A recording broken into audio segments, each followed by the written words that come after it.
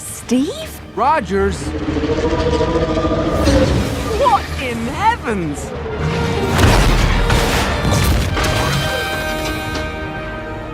Steve! Hey, Peggy. Now you owe me one. Here's the Marvel Legends Hydra Stomper from the What If series, and the figure is looking massive. The packaging is bigger than the Deluxe series, and of course, definitely bigger than the normal figures. Here is the back of the packaging. There is a picture of it from the cartoon and also a short bio in different languages as usual. Here's the top with a logo of the Watcher, bottom, and both the sides have the same picture as the one at the back.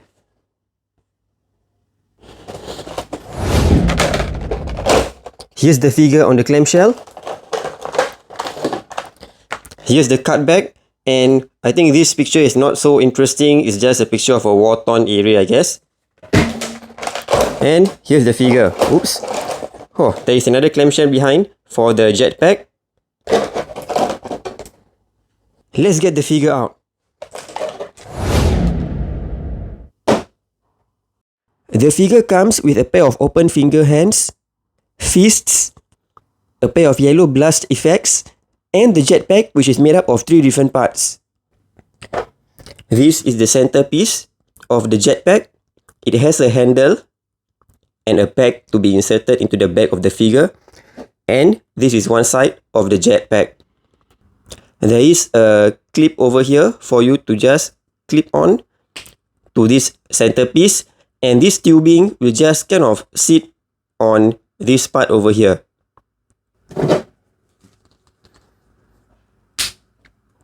So basically, this is how the jetpack looks like, and the sculpt on it is quite decent, and it is just one solid piece of green jetpack, yeah, except for the bottom part, which is kind of painted black, I guess to represent the suit after the jetpack is used.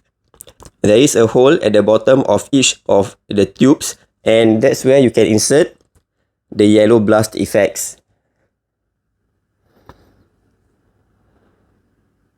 And this whole thing goes on to the back of the figure.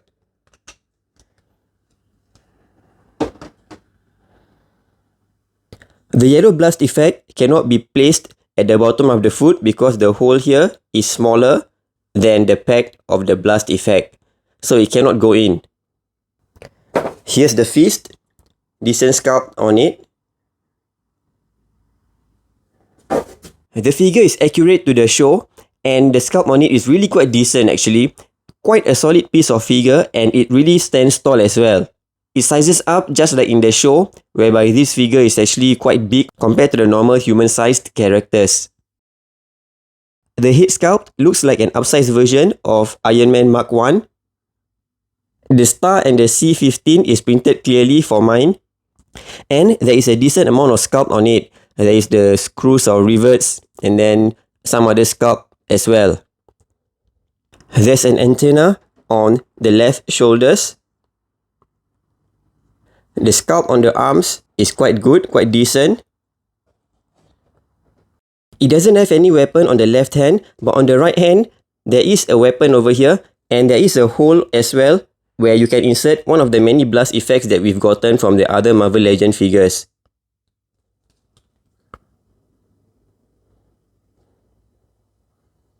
And for the other hole, this is not deep enough for you to insert another blast effect, and also that the hands will be blocking the way as well.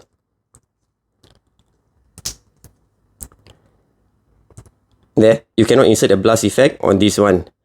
Only for this longer and narrower gun. And the shoulder pad is a separate kind of rubbery piece. You can see that it is flexible, and it is attached very similar to how the shoulder pad was attached on the Infinity Saga Mark III, whereby this separate piece is kind of attached around the joint of the arms, and it rotates together with the arms.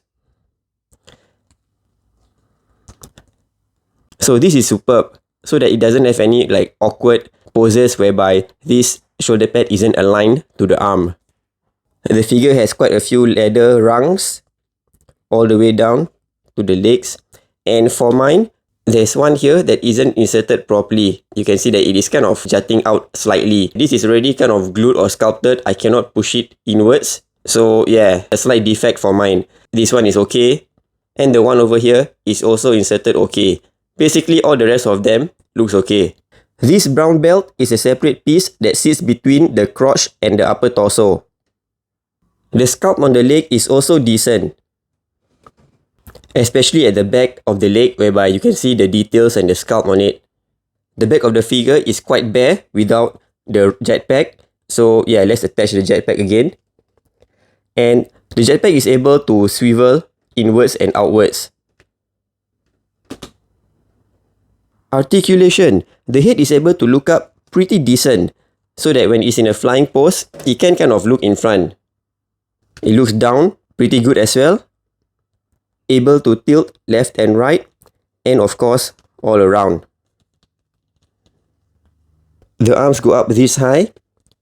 There is a bicep swivel and a single hinged elbow joint. The wrists have the standard swivel and hinge joint. And like I mentioned earlier about the shoulder pad, it follows the rotation of the arm. So I think that is a really good update on Hasbro for the Iron Man figures, to have the shoulder pad rotate together with the arms. The figure can't really bend back or forward at all. So the mid-torso joint only allows it to swivel around. The belt is also slightly movable. You can see that the rung is off position. So I need to just turn it back. It's able to do this much split, this much forward. It has a thigh swivel joint, but you need to turn it diagonally so that you are able to rotate. If you just put it this way, the crotch area would kind of restrict the swivel joint. So when you turn it diagonally, it can rotate more freely. Single hinge knee joint. The feet can rotate left and right, and also hinge up and down, and ankle pivot. The feet is not able to hinge much to the back because of the sculpt at the back. One thing about the figure is that I actually find it a bit challenging to just make it stand. Yeah, because it's kind of flimsy. Not in the sense that it is not a solid figure, it is. But the joints, or the way the joint works on the legs or something, that makes it a bit difficult to just make it stand. See, it looks like it's gonna topple over, but it didn't. And yeah, you really need to hit the sweet spot on the feet so that it's able to stand without losing balance. Now, for some size comparison, here's the massive 10th year anniversary Hulkbuster and the Infinity Saga Ironmonger. And all three of them really looks solid. It's like they can form their own team of like Power Rangers or something because they are all of different colors. Here's BAF Smart Hulk and Armored Thanos. Infinity Saga Mark III and Mark 85. And the 10th year anniversary 2-pack Mark I and Tony Stark. Worthy Cap and Fat Thor. Here's the 10th year anniversary Steve Rogers and Peggy Carter. If you're wondering whether the Steve Rogers head would fit on the Hydra Stomper, no it doesn't, because the Hydra Stomper has a very big ball pack joint. And lastly, since I do not have the Captain Carter figure, here are some shots courtesy of Articulatrix. He really posts interesting stuff about Marvel Legends and their history. Do check out his Instagram account, link is in the description below and in the comment section.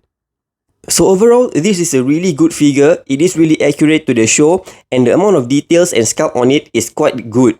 It doesn't really have much color to it. It's really just one piece of solid green figure with a bit of darker patch of green or brown here and there. But because it is based off a cartoon, it has a clean look and I'm okay with it. Just one downside is that it can be a challenge to pose it, be it just standing or in a dynamic pose because of the way the joints are, as I've shared earlier. You'd really need to put in a lot of effort to make it stay in position when you pose it.